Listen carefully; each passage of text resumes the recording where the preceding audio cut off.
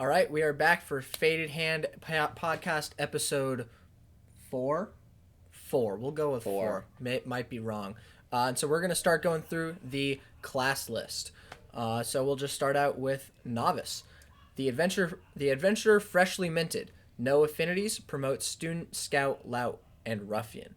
And the one class perk, Beginner's Luck. You have +1 creativity. This is just a good perk to really get you started in the game. Yeah. It's not supposed to add too much complication. We don't want this class to be complicated. The point of having this class in the game is that it lets you get into the game mechanics at a basic level with no special abilities. You don't have to deal with like a special rule that's just for you. You've just got your fundamentals, and you play that for a bit. Yeah. So usually like after your first battle or so, then you'll tier up, get your first level, and then tier up into one of those 4. So next up, our first real tier. Student, tier 1. Apprentice to the arcane arts. Affinities, light arms, light armor, arcane, dark. Promotes into scholar and mystic. First, we managed to have the oldest typo in here of misspelling arcane. That's just awesome. That's probably been in there since January. What's incorrect about Arcants. Oh, man, that's embarrassing. That's an old typo. Yeah. All right. Well, we'll have to fix that. Anyway, this is the tier 1 magic class. So, have we taken a close look at the class tree yet? Yes, we did. Yeah. Okay. So if you look here, right, you start at the bottom with novice, and then you get to branch out into kind of the 4 branches. Student is the beginning of the magic branch. If you want to your character to become a spell caster, they will move into student with their first level. Yeah. I think that this is also a good time to point out I think now it's time to talk about, actually no, I want to wait until we get to some other ones to talk about affinities. Yeah. Next we'll go into the modifiers, so. Yeah, so every class gives you modifiers, just as a rehash. And the magic classes give you a lot of modifiers because they have to set up your magic abilities. Have we explained how magic works in this game? No, we haven't. We got to talk about magic. This is going to be a magic discussion episode, actually. So we'll talk about the modifiers. The modifiers are alt hand size 2, alt hand draw rate 1, +1 magic strike, and +1 speed. Now, the immediate question I think you're going to ask is, what is your alt hand? Your alt hand is your magic mana. So we've discussed in this game how you have a hand of cards and you play those cards. And in combat you have specific rules where you play 3 cards per turn, you draw 3 cards per turn, right? Well, in this game you can actually have a second hand of cards, a separate hand of cards that powers your magical abilities. That means you can be sitting there holding 2 hands of cards like a goofball. I think that's appropriate for the wizards a lot. Oh yeah, I think a wizard player is gonna sit there like a moron with like too many cards to handle. That really satisfies my mental picture of a wizard player, and that's why they have that. And so your alt hand are the cards you use to spend magic. In general, in combat, every turn you get to draw some into your hand. That's what the alt hand draw rate is. You get to draw 1 magic card per hand. And per round. Yeah. Again, at the beginning of the round, which is during the planning phase. And on your turn, you can spend those cards to cast spells. And each spell lists which kinds of cards you're allowed to spend to cast it. So we can look at a few spells. Yeah, so if we just go with like this first one, Arcane Deflection, it's a card greater than 4. So 5, 6, 7, 8, 9, 10, Jack, King, Queen, yeah, all of those would work because it's a very simple spell. So the difficulty of casting a spell is determined by the rarity of the cards that are used to cast it and the number of those cards. So, for example, Arcane Deflection is an extremely easy spell to cast. You only have to have a card greater than 4, which is like more than half the cards in the deck, and it only costs you 1 card. So it's like the cheapest a spell can be. Whereas maybe a more expensive spell like Breaker Beam, it costs a prime card, any other card, and your primary action. So it's an attack, so it takes your primary action, and you have to have a prime card, and you have to throw in another card on the pot just to cast it. And you have to remember what a prime card even means. Yeah, if you forget what the primes are, and you get to argue. We didn't tell you whether 1 is prime in this game. You get to argue with the gym about that. Yeah, we leave that one up to you. So that is I think that as we get more into Magic, we can talk about it more. But I think that's a good start. To how it works. So that's the short Magic discussion. That's actually really all they need to know for Magic. Yeah, for there's not going to be much more. And then we'll talk about their perks. So their class perk is Inspiration. So Inspiration reads, no, we were there. Inspiration reads, once per encounter, discard and redraw one or both of your main and alt hands.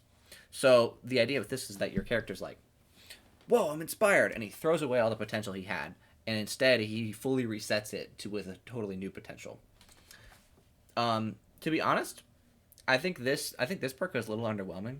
I kind of agree. We've been playtesting this, and every time that I've had it, I've had a really hard time using it. So I'm probably gonna buff it. I'm probably gonna improve it.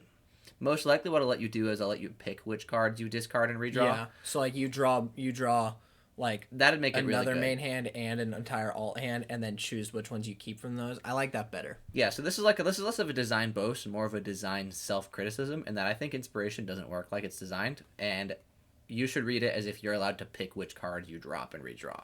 But the idea is that it's a once per battle reset, where you have shitty cards and you say, well, I got to use Inspiration, and you get fully inspired. You throw away the card you don't want, and hopefully get new ones that'll help you. Yeah. And then this Magic Strike and +1 speed.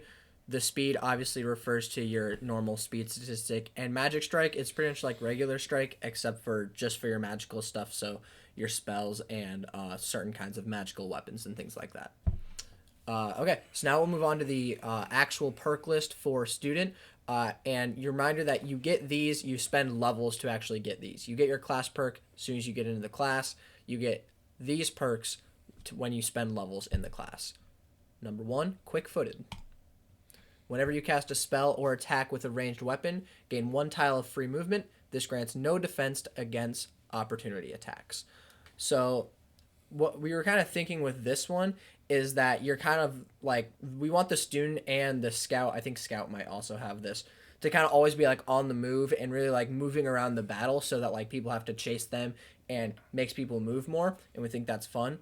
And so that's kind of what this is supposed to do. And it's always nice to be able to cast and then run away a little bit, so that, people have to work to get to you.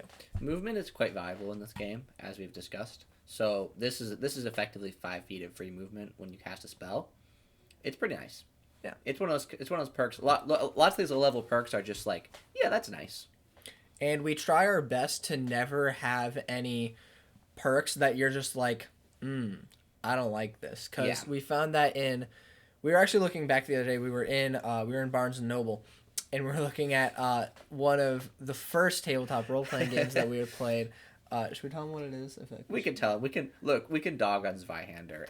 If the guy who makes Zweihander, if he wants to be mad at us, that's exposure. All right, he can direct people to our channel. Our channel has 2 views, so that's true. Well, okay. So we were looking at a tabletop role-playing game called Zweihander, which is called the Grim and Perilous role-playing game.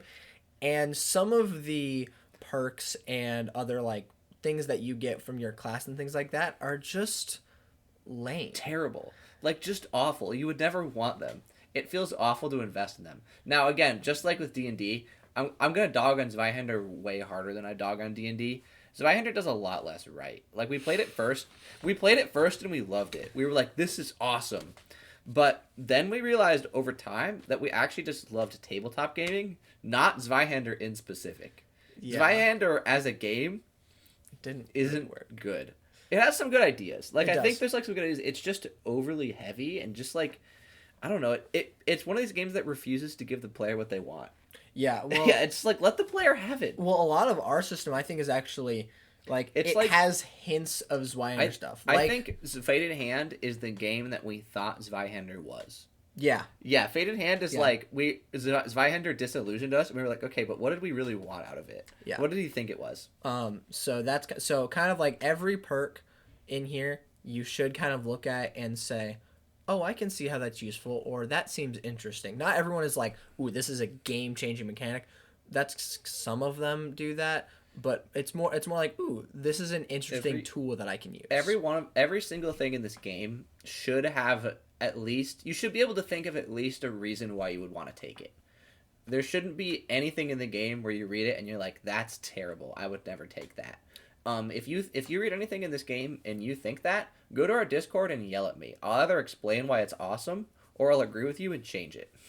Yeah. All right, that's quick-footed. Next up, aptitude. Aptitude. You carry a special talent with regard to a field of magic. Choose a magic type, spell, hex, or miracle. You require only 2 knowledge points to learn magic of this type. So, this is an interesting thing. We haven't introduced the knowledge point system yet. Haven't we?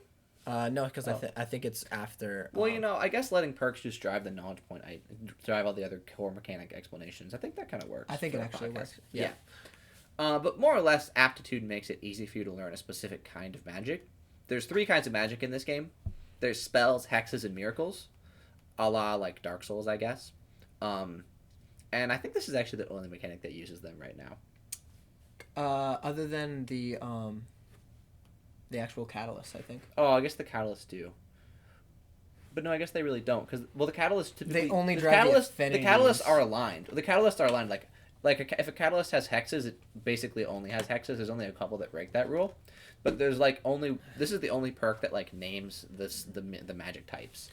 Yeah, because I don't want to take the magic types away, right? I don't want to have all the magic be untyped, but at the same time, there wasn't a bunch of natural ideas. I didn't want to make it so specific because I could give you abilities where you're like, oh, your miracles are 1 point stronger, but that's one of those abilities that edges into kind of bad, because the problem is. You can't let it give you anything really good.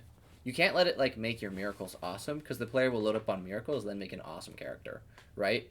But you can't let it be. But it already applies to only 1/3 of the spells. So instead, what it has to do is it has to give you a kind of mediocre bonus in case the player loads up in that type of spell. But in that case, once the player already loads all the way up in those spells, then they only get a mediocre bonus. There's a lot of spells like this. There's a lot of bonuses like that in D&D. D&D has that magic field, the magic class thing. You're oh, I'm an evoker wizard. Yeah, right? the evocation wizards. I hate that. I hate that mechanic. I think it sucks. Yeah, I think because first of all, it locks you into thinking that you need to take that kind of spell. Oh, it's an evocation spell. I gotta have evocation spells. But then the bonuses that it gives you for having those evocation spells is just lackluster. The only times that I kind of like it is specifically with the evocation one, how you can exclude some people from blast zones and things like that for fireball and stuff, which is cool, but always just felt compared to the other subclasses special things, compared to robe subclass stuff and druid subclass stuff where you get more advanced wild shapes. That is just oh, I can not hurt my friends. I can just launch it farther away and just be smart about it instead. There's 2 reasons why I don't like the blast zone excluding thing. I like it as an idea, oh, it makes the thing that is of the type better. It lets you build. There's 2 reasons I don't like it. The first of which is that it's not that good. If you compute what its average damage value is, it's equivalent to saving your party members from half of your spell damage some of the time. Right? Yeah. That's the first problem, is that its average value is not that high. And second of all, it's one of these mechanics that says no to gameplay. So the whole idea of being skillful with an area spell is that you want to try to pick the perfect area to put it in that hits just the bad guys, not the good guys. And if you have a special bonus that lets you ignore that mechanic, it's kind of like saying no to the game. It's oh, I'll ignore the part of the game where I have to work. Yeah, that's why I think I think that's the reason the D&D writers didn't let it be good. They didn't let that be really good, because then it would basically take away the amount of gameplay that they already added in. Yeah, that's why I don't like it. So I don't think we have anything like that. Yeah, so that's the only thing that applies to spells, hexes, and miracles. But overall, in the knowledge point system, I think we'll just clarify that a little bit right now. The knowledge point system is a way for you to learn weapons and spells in Fated Hand. And so usually the way it works is if you are not proficient with, let's say, a club, you're not proficient with a club, and in D&D you're kind of proficient in just you're proficient in heavy ranged weapons, light ranged weapons.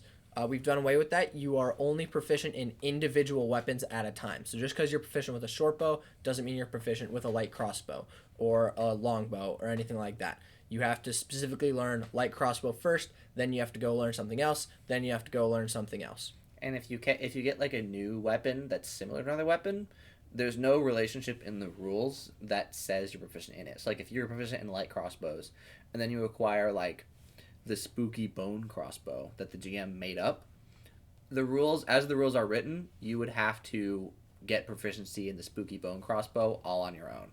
Now the GM might choose, and probably should choose if he's going to make up weapons like this, to say that you share some proficiency points from another weapon. Yeah. Like if he makes up a new kind of weapon, he should make that shared. But the rules don't say anything about it.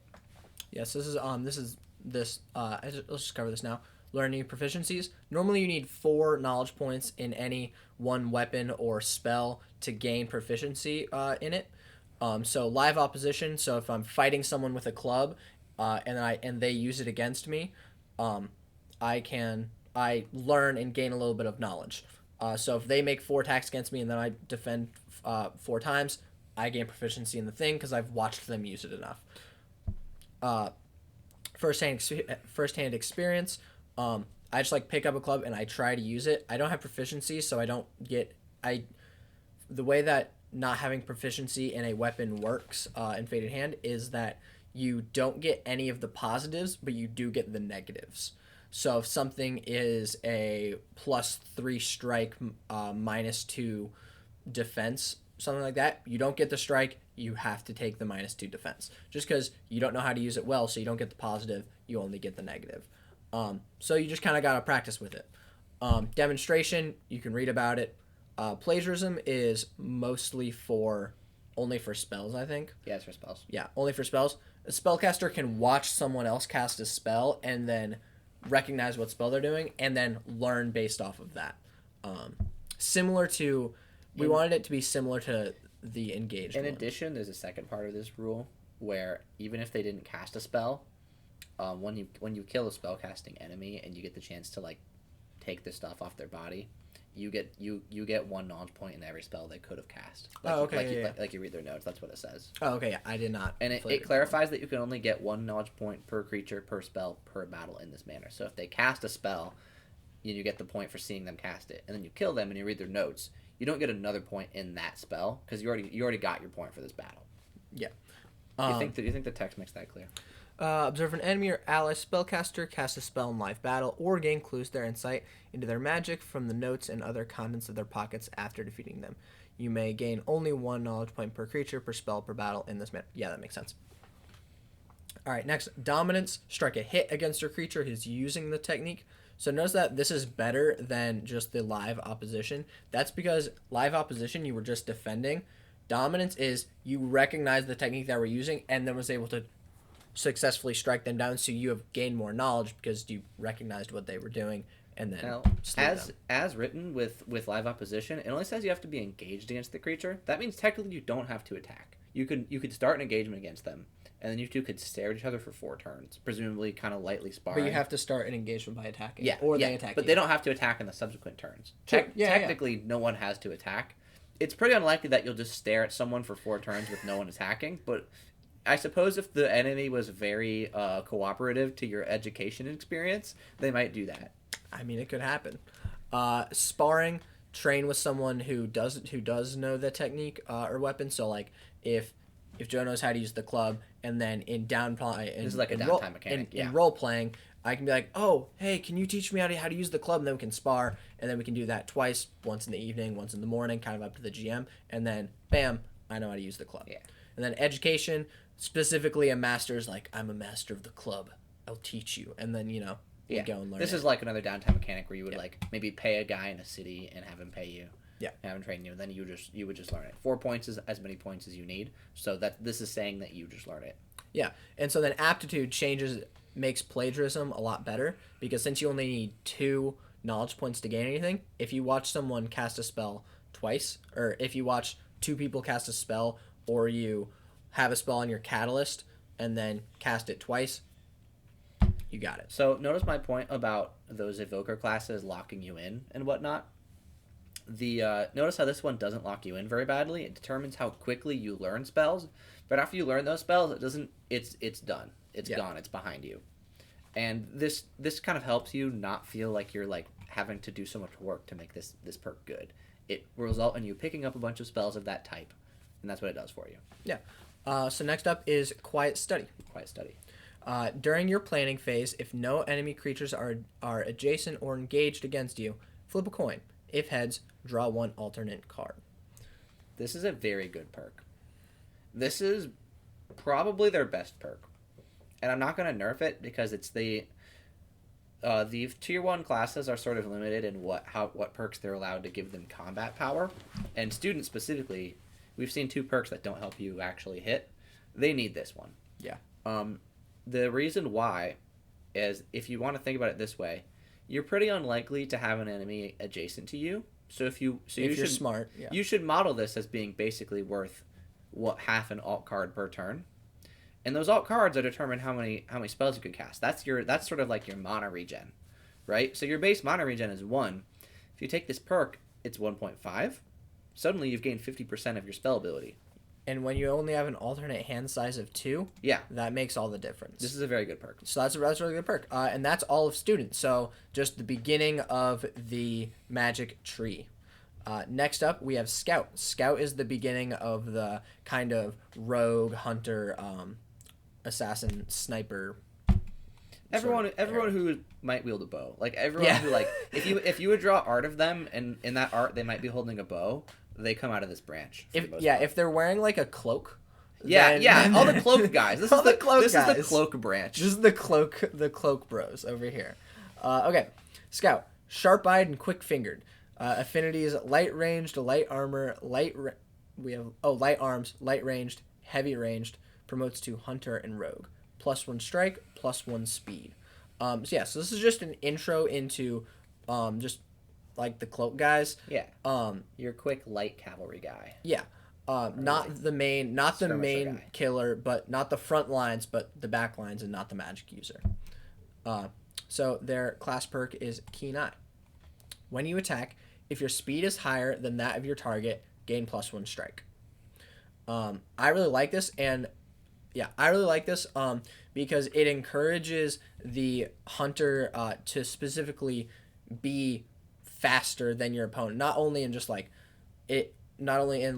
but just like going earlier in the round and like being earlier and actually playing a good card in speed so that you can have that +1 strike against an opponent. And I really like the idea of the Scout is like constantly looking around and looking for different opportunities for how to like get a better shot in. I really like that. Jay, you want to do? Oh yeah, we already covered quick-footed. Yeah. So lots of a pretty large number of the perks, the level perks, are shared between classes. Like if it seems like 2 classes would have a reason to want the same ability, they have the same ability. So they also have access to quick-footed, which we already discussed. They have Target Practice, which is a new one. Target Practice is a straight-up strength ability. Each consecutive attack against the same target has +1 strike. So this encourages you to hammer on a person with successive attacks. And every time you attack them, you get 1 more strike from this bonus. I really like this perk because I really just like the idea of just like the Scout just like bam, bam, bam, bam, bam, hitting either with a bow, or if you're going to go into like the rogue area, just like continuously slashing with like a knife. Thematically, I enjoy how it fits because these characters are we're describing them as being very green and sort of untrained. And this is an ability that says, oh, you don't hit your mark on the first try. You have to like sight it in with like several shots before you really hit it perfect. Yeah.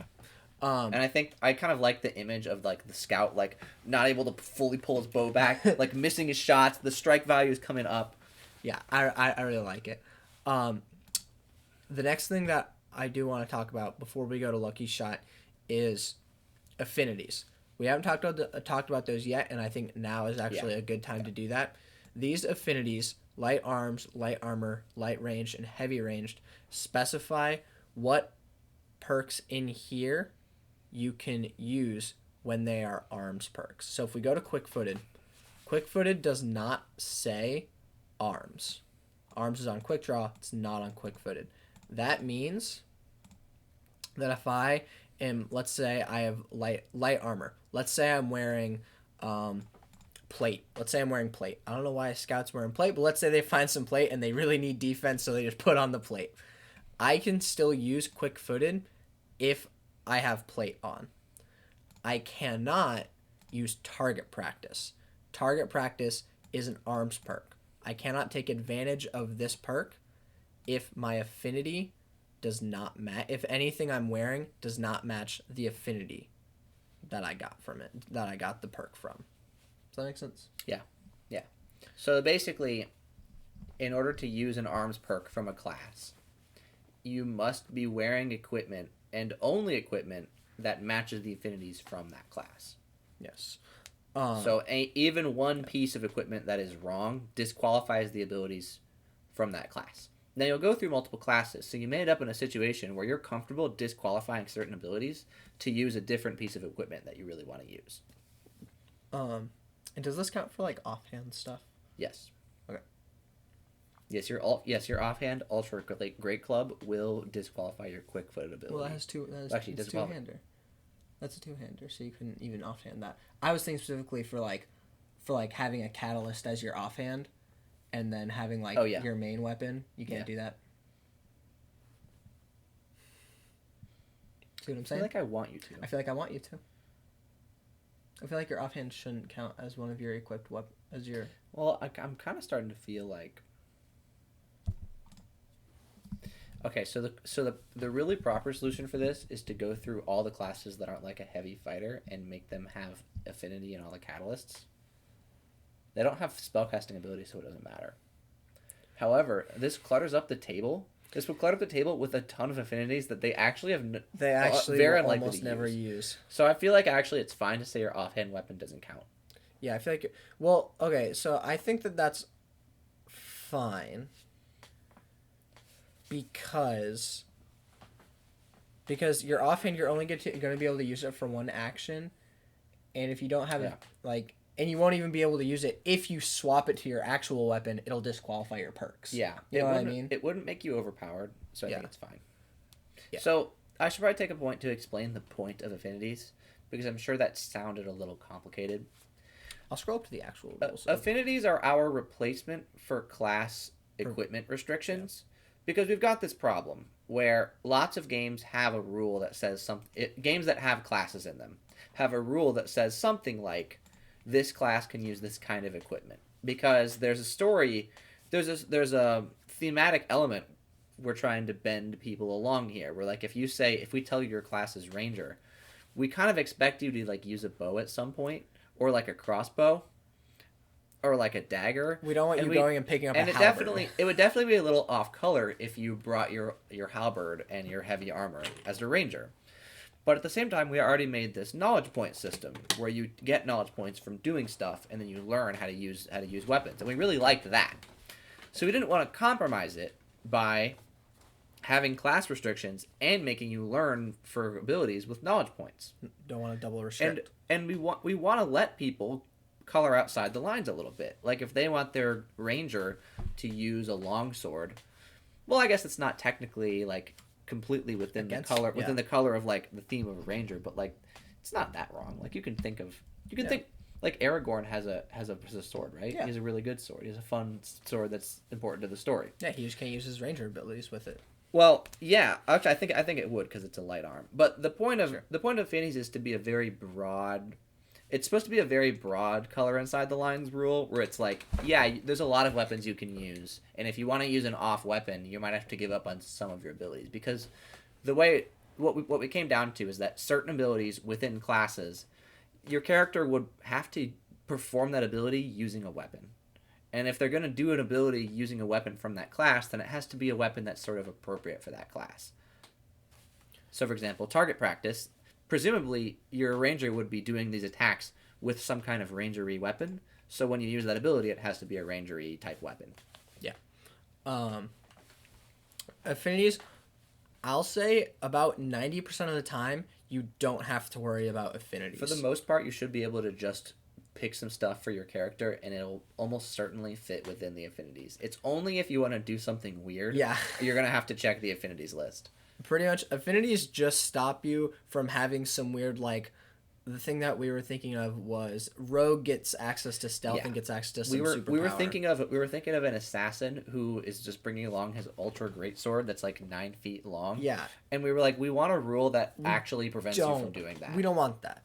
Like, you can have it, but you can't use your sneaky stuff like, and then yeah, out we this didn't massive want to see him. sword, We didn't right? want to Like, see it you doesn't do make the sense. super stealth attack with your ultra greatsword. So we basically tried to create the loosest rule that prevented that sort of behavior. But as you can notice from the affinities, almost everyone has affinity in like at least like 7 lot of things. So really, it's not that restrictive. Just if you feel like, would my class realistically even use this? Look at the affinities. Okay, so Scout, Keen Eye, that was okay. We already did that one. That was target practice. Next up, Lucky Shot. Lucky Shot. When you play 2 cards of the same value, your attack on that turn gains +2 strike. So I like that one just because it's like, it's pretty good, and it just is a pay attention to your cards, and when you see that 2 of them have the same value, then you're like, oh, I can do a thing, and then you put them, and then you do your cool thing, and I think It's fun. uncomplicated. It's kind of strong, which helps. People want to have some sort of good ability at the beginning of the game that can just help them punch through. That's what Lucky Shot is. It's like, oh, you hold on to those 2 cards that have the same value, and 2 cards of the same value isn't hard to have. It's pretty common. Value here means value on this table, not like face card. So you don't have to have like 2 2s. You can have like a 1 and a 3 because those are both +0 cards. Or you can have like a 10 and a queen because those are both +3 cards. Yeah. I really like Lucky Shot just because it's pretty good. Next up, it's a good feeling to use. You're just like, oh, I get a bonus. So that's Scout. Next up is Lout. Lout is the intro to the kind of soldier, like classic fighter, heavy fighter vibe. guy. Yeah, if you would pick a fighter in D&D, you're gonna pick light. You're gonna pick Lout here. Yeah. So strong, long arms, but untrained and untested. Affinities: medium arms, heavy arms, light range, light armor, medium armor. Promotes to soldier and guard. +1 strike, +1 defense, and attentive. You require 1 less knowledge point to become proficient in any weapon or technique. So this is a similar kind of idea to aptitude, where the idea is that your character's like, he notices when people do their moves, like he notices the key details about them, so he's gonna learn about weapons faster. The Lout line, the Lout branch especially focuses on weapons and learning weapon proficiencies and picking the right weapons. So this perk helps you do that. Yeah. You'll really note that like it's attentive. slightly less powerful than aptitude because it only gives you a discount of 1 rather than 2, but it works on everything instead of aptitude requiring you to choose a school of magic. And it's more likely that as a Lout, you're going to be a frontliner. It's more likely that you're going to be engaged to someone in battle anyway. So the chances that you can be engaged to someone and then, defeat them, pretty likely. And then from there, you'll gain your 3 and then you're done. You engage someone in combat, you gain 1 knowledge point. You defeat them in combat, you gain 2 more. You're at 3. You have proficiency in their weapon. That's kind of how that's supposed to work. And I really like attentive just because it's an easy way for a Lout, because you reach Lout really quickly. It's a really easy way to start gaining proficiencies in a bunch of weapons. Because remember, you're going to start this game with probably no proficiencies. We strongly advise game masters to start their players at like totally bare bones level. Yeah, I think currently we have them starting with, we encourage to start with 1 proficiency in 1 simple weapon. And 1 simple weapon. And I would say maybe you don't even start with that weapon. Like, I really want you to start with nothing. Yeah. Because you want the player to have growth. You want the player to feel like they're growing. And this is going to come from me playing some video games where you start with nothing, like Dark Souls, that sort of thing. In those games, the most fun part of the game is when you start just naked, no equipment, and you're just like scrounging around, and you like turn a corner and you find like a mace, and you're like, this mace is my 1 weapon. And then you find 2 weapons, and you're like, oh, do I want to use this other weapon? And like every weapon, every little thing you get, it's a power increase. Even though it's a shitty piece of equipment, it's your only piece of equipment. So it's awesome for you. And that growth is like a key part. And what I dislike is that on some of our campaigns, like, you skip that. Like if you Yeah. start a D&D campaign, you just kind of go by the rules. It instructs you to start with like all this equipment. Yeah. It starts you with your weapons. It starts you with stuff in your pack. You don't feel like you earn that stuff. Yeah. Which it also, I think that actually, weirdly, more than anything, shows the difference between what a level 1 D&D character is and what a level 1 Fated Hand character is. A level 1 D&D character is more powerful than most he's humans. strong. Just like a regular human. You're already Really, superhuman. like they're proficient in a bunch of weapons. You may have access to like a bunch of magic, and like you can just pretty much already do things that an average person can't. Obviously, we have magic, but like, In this you know game, what I mean? in this game, a level 0 character is even a level 1 character is like a naked peasant still. It's like a person. Yeah. This game also tries to we try to have sort of there's no word for this that I know in general, but like sort of broad progression. Where instead of having like one level that's like your main level, I kind of want you to progress like, organically. So like you might get stronger without actually leveling when you find a weapon that works better for you, Yeah. or you like learn a spell through knowledge points that is really good for you for you and the way you play. But even though you didn't gain a level doing that, that's Yeah. it's like I don't know, broad progression. And this gives more fun role playing opportunities by having shop time. Everybody loves a shop episode. You get to go to the shop. You get to maybe find a master in town who's just like, oh, the local guardsman knows how to use a spear. I gotta learn how to learn how to use a spear. I think it would also be fun. I haven't done this yet in any of our campaigns. I think it would be fun if like you hear that something is about to come and attack the village, and then you have to You go gotta and prepare. quickly You gotta prepare, train yeah, with a yeah. weapon, and then you gain proficiency, and then you're able to go use that. That would be Now, cool. I should do that. this does put a little weight on the GM to sort of manage this and make this available. Because if we're gonna say you start with nothing, the GM then becomes obligated to start to get you something, at least kind of quickly, in time for the plot to happen. Sure. But what we have done is tried to make rules in the game that scaffold that and make it easier, like the knowledge point system. Like the GM doesn't need to argue at all over how you learn weapons. It's right there in the rules. We should also put like standard shops. We should also just tell people like a standard shop table to roll. We should, yeah. Because that'll be like, oh, the players will be like, oh, we don't have anything. I want to get some weapons. The GM's gonna be like, ugh. But instead we can be like, here, roll on this table. Roll 5 things off this table, and they get the chance to buy them. Yeah. We should put that in the GM guide. Yeah. Yeah, for sure. So this is loud. So that's attentive. First level perk is defender. Read this one. All right, defender. Yeah, so defender. When you are standing adjacent to an ally with lower base defense than your own, gain +1 defense. So this is a clear frontline perk. The point of this perk is for you to stand in front of your friends and guard them. And when you're doing that, your defense is even higher. I think this one really explains itself. Yeah, I don't think that one. We don't have to talk about what the point of this is or why you would take it. You would take it to defend you, to be the frontline guy. Yeah. Next up, well coached. Well coached is sort of the reverse. Well coached, when you are standing adjacent to an ally with higher base speed, gain +1 strike. So I like this pair of perks because it encourages you to analyze your party. If you're playing with, you want to think about like what your allies are going to be doing and how that will relate to what you're doing. So like if you're playing with like someone who likes to dash in, and you feel like you want higher strike, then you might take well coached, and they'll have high speed. Then you'll get your +1 strike, and you'll kind of go in with them. Or if you're playing with someone who's like playing like a ranged character and wants to sit back, and your plan is to stand in front of them and guard them, then you might take defender. You're allowed to take them both too. Yep. Next up, lucky shot. You can also get lucky shot. Already yeah. covered lucky shot. So that is loud. That's the beginning of the general fighter soldiery tree. Next up is ruffian. The last tier 1 class. The last tier 1 class. This kind of goes into your standard, like, if you were to play a barbarian in D&D, you're gonna want to go with ruffian. If like you want to play like and monk, Yeah. then this is anyone who really you can imagine just like choking someone out. You're gonna want to go with ruffian, or like tackling someone to the Honestly, ground. really just all the melee classes that aren't fighter.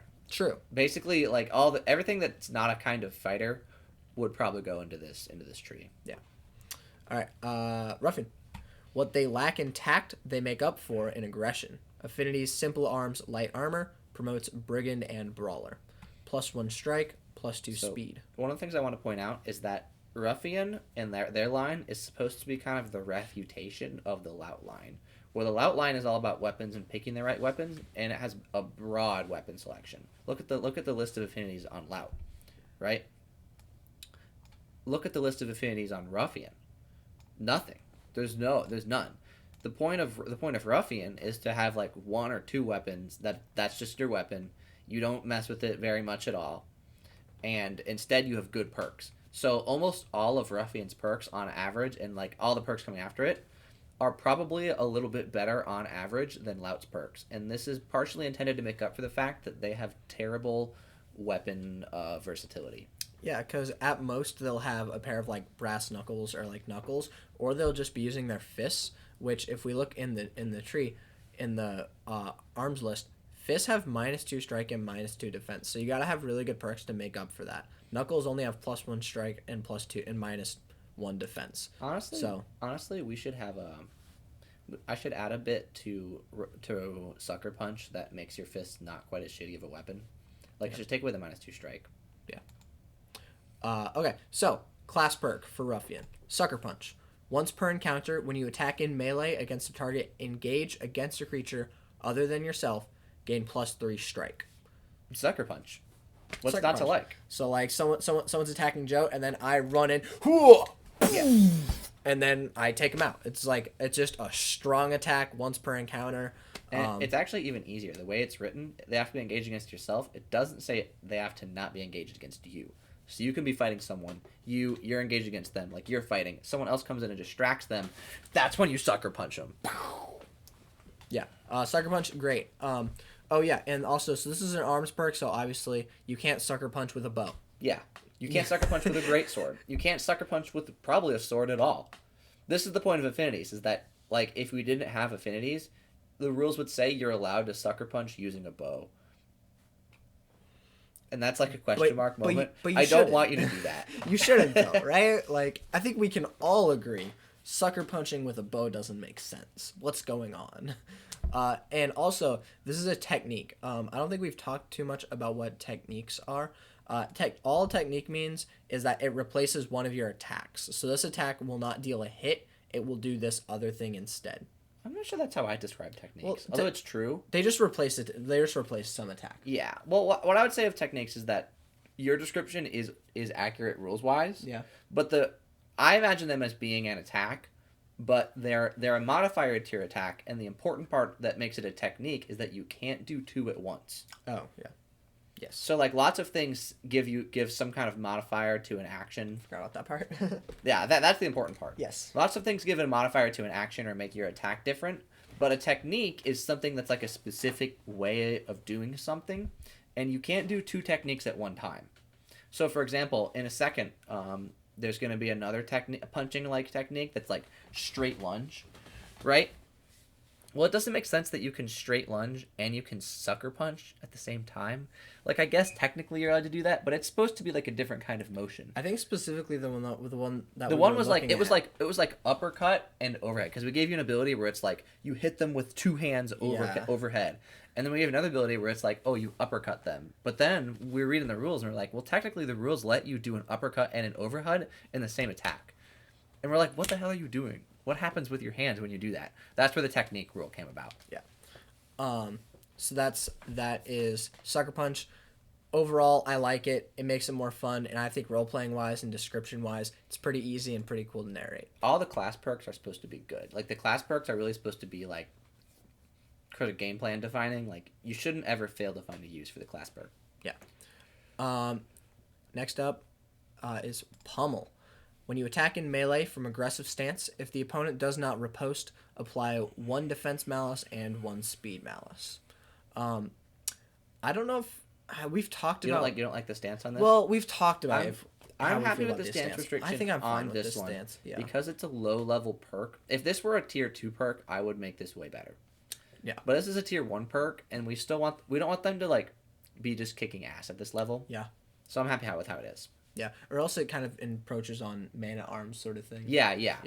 Okay, so kind of what this is representing is that you like strike them. It's like in like TV shows or like movies and stuff when somebody like punches and then blocks, but then like hits him with their elbow in the eye, just, like, where beating like him down. it doesn't knock him out, but it just kind of like hurts him a little bit. That's what pummel is, where you're just kind of like tacking on damage slowly and whittling them down.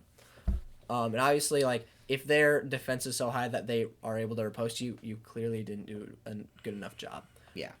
Now, notice that this is basically supposed to be close to unconditional. Like, it's pretty unlikely you're going to get riposted if you're attacking, because you're going to go in aggressive stance. You're going to have high strike. People probably aren't going to riposte you unless they have, like, crazy good defense. So the main point of this is that you just hit people, and you don't even have to think about it. You just hit them, and it'll do something to them, even if it doesn't kill them. Yeah. It's chip damage. Yeah. This is a chip damage perk. Yeah. Which, like, draws the battle out and lets you be able to take down higher level enemies slowly over time, which I think is cool. Alright. 1-2. When you attack, you may attack again after resolving potential riposte and other such effects. I feel like you should explain how this works. Obviously we're envisioning Ruffian as a punchy kind of guy. He's just like bang, bang. And you can envision him kind of going crazy, and he would attack faster. So this is sort of like a version of multi-attack. However, that's where the comparison stops, because this is a one-hit point game. Multi-attack in D&D and other kinds of games just lets you do more damage. Mm-hmm. In this game, there's not a lot of analog to doing more damage, because you mostly just want to kill your opponent. So if you attack an opponent and it doesn't kill them, your stats are not going to change for the next turn. So if you attack them again, it would actually just be wasted. This perk is designed to let you synergize with other perks, like Pummel we just talked about. Such as Pummel. This perk would let you apply Pummel, decrease their stats, and then hit him again. Maybe you'd kill him, or at least you'd apply Pummel twice. Do Pummel twice. Yeah. Or you could hit your first hit in Pummel, and then second hit you could apply Sucker Punch. Yeah. Or Haymaker or something like that. Yeah. So that's what 1-2 is. 1-2's, it's an interesting tool early on and just becomes essential for Ruffian later. I think that this is almost a have to pick it up. Yeah. If you don't pick it up now, you should pick it up later. At least pick it up later. Yeah. So lots of these, because there's only 3 perks in the tier 1s. A lot of them are kind of like auto picks. Like you're gonna get it at some point. This, yeah. You're gonna get it at some point. Yeah. Last one for Ruffian, Haymaker. Haymaker, technique arms. Once per encounter, gain +4 strike during your attack. After this, take 2 defense malice. I really like this one because this is just it's Sucker Punch is just like a really strong attack. This one is a strong attack that hurts you. Like you're putting everything into this, and so then like you're putting caution to the wind and fully going all out, and it gives you +4 strike. So I really like that. So you'll notice that this is pretty similar to Sucker Punch, and that's kind of intentional. Ruffian's kind of supposed to have one game plan, and your perks just kind of help you do your game plan of running at people and punching them to death. Yeah.